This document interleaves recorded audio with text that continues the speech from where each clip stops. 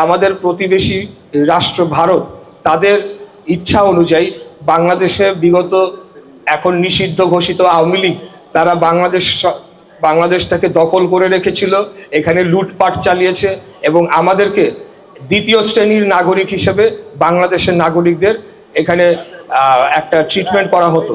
এবং আপনারা অনেক সময় বলা হতো যে বাংলাদেশকে দখল করে নিয়েছে ভারত, যদি দখলও করে নিত তাহলে তো আমরা ভারতীয় নাগরিক যারা তাদের থেকেও কম মর্যাদা আমরা তো ভোগ করেছি, অতএব তার চাইতেও নিকৃষ্ট অবস্থার আমরা ছিলাম।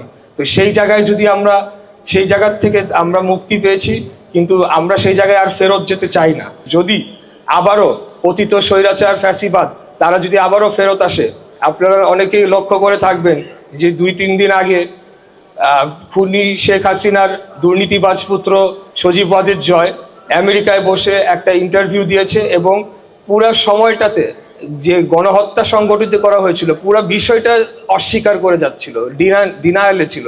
অতএব এদের তো কোনো ধরনের অনুশোচনা নাই, তারা কোনো বিষয়ে অনুতপ্ত নয়।